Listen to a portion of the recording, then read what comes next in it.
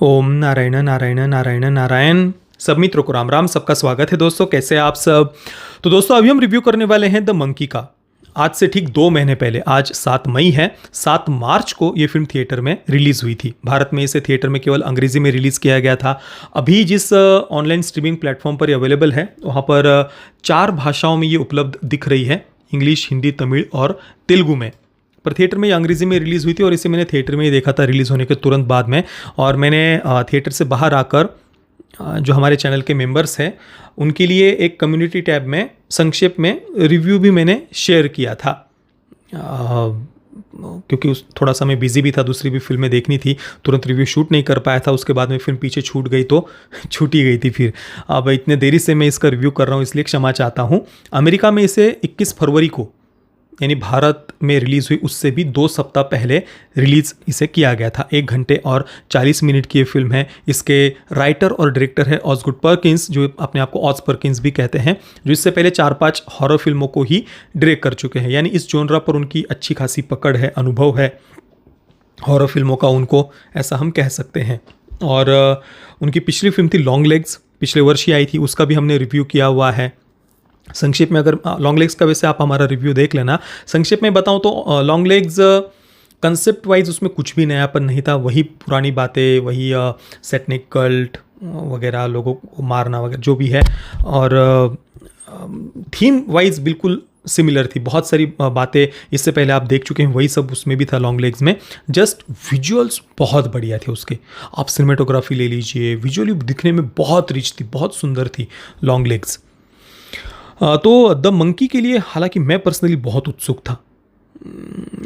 इसका ट्रेलर मुझे बहुत पसंद आया था। अभी भी आप देख लीजिए हमारे मुख्य चैनल प्रतीक बोराड़े, जो मुख्य चैनल है हमारा, उस पर मैंने इस वर्ष की शुरुआत में हॉलीवुड की अपकमिंग फिल्म्स पर जो वीडियो बनाया था ना, उसमें द मंकी को मैंने अलग से मेंशन किया था, क्योंकि इसका ट्रेलर मुझे बहुत पसंद आया था। स्लैशर फिल्म लग रही थी, हॉरर कॉमेडी टाइप। एक मंकी है, बंदर, खिलौना छोटा सा, जो अपने सामने उसका एक ढोल है, उसको वो डम डम डम जो भी वो बजाता है, तो उसके बाद में सामने वाले किसी की रैंडमली मृत्यु हो जा रही है, वो भी बहुत बहुत ज़्यादा भयानक तरीके से।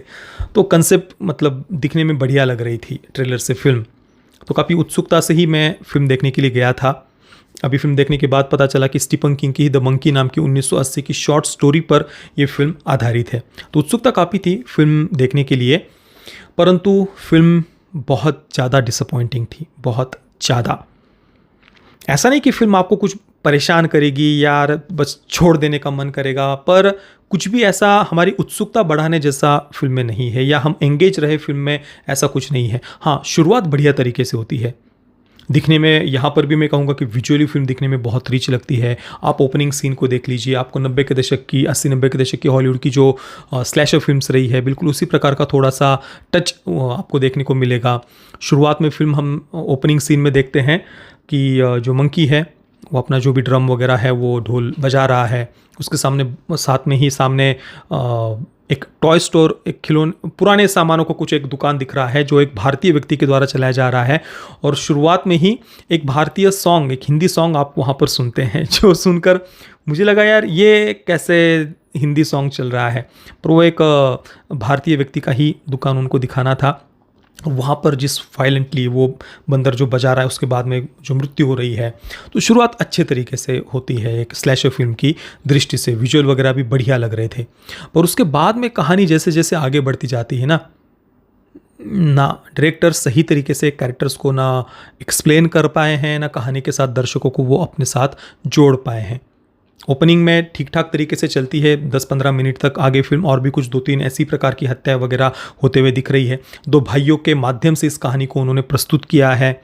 उन दोनों भाइयों के बीच की जो अनबन वगैरह है, उसमें से एक भाई इस खिलौने को कुएं के नीचे डाल देता है। फिर कई वर्ष फिल्म आगे बढ़ जा रही है और फिर से ये बंदर लोगों को मारना शुरू कर दे रहा है। अब इसके पीछे का कारण क्या है, उन दोनों भाइयों का क्या हुआ बड़े होने के बाद में, जो अलग अलग हो गए थे, वो अभी क्या कर रहे हैं, और वगैरह वगैरह। ये सब बातें अगर आपको जाननी है तो ये फिल्म देखनी पड़ेगी। कुल मिलाकर शुरुआत के 15-20 मिनट तक फिल्म ठीक ठाक लगती है। उसके बाद में पटरी से लगभग फिल्म उतर जाती है। प्रॉपर तरीके से कैरेक्टर्स को, कहानी को डायरेक्टर फॉलो नहीं कर पा रहे, दर्शकों को अपने साथ जोड़ नहीं पा रहे। परंतु फिल्म में फिर भी फर्स्ट हाफ तक आप जैसे तैसे फिल्म को देख पाओगे, पर फर्स्ट हाफ के बाद में तो बिल्कुल भी कहानी में हमारा कोई इंटरेस्ट नहीं रहता। जस्ट कुछ चल रहा है और हम देखते जाते हैं। जो कुछ वायलेंट ऐसे कुछ जो सीन्स भी है खून खराबे के, वो दिखने में हालांकि बढ़िया है। और ऊपर से जितना बजट है फिल्म का, मात्र $10 मिलियन के बजट में फिल्म बनी है। 80 से 84 करोड़ का केवल फिल्म का बजट है। इतने कम बजट में फिल्म बनी है, ये अपने आप में ही और भी एक आश्चर्य हम कह सकते हैं। हॉलीवुड की फिल्मों का वैसे बजट बहुत ज़्यादा होता है, परंतु इसका बजट काफ़ी कम लगा मुझे जिस प्रकार के विजुअल्स थे उसकी दृष्टि से। इसी के अगेंस्ट आप भारत में देख लीजिए, 80, 90, 100, 150 करोड़ के बजट वाली फिल्में, इनकी इतनी घटिया वाहियात होती है।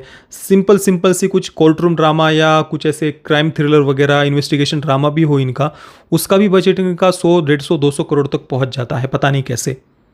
और उसी के सामने आप द मंकी देख लीजिए, मात्र $10 मिलियन के बजट में बनी है, 80 से 84 करोड़। विजुअल्स काफ़ी गजब के हैं फिल्म के, जो वायलेंट, जैसे किसी का पूरा शरीर ही फट जा रहा है, किसी का गला कट रहा है, बहुत रियलिस्टिक लगते हैं वो विजुअल्स। बजट की दृष्टि से ही नहीं, ऐसे भी बहुत बढ़िया फिल्म के विजुअल्स थे।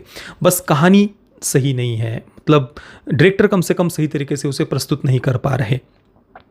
इसी कहानी को अच्छे से बनाया जा सकता था, दो भाइयों के बीच की अनबन को, खींचातानी को, या जो उनके द्वारा गलतियां होती है वगैरह, काफ़ी अच्छी तरीके से प्रस्तुत किया जा सकता था इन बातों को।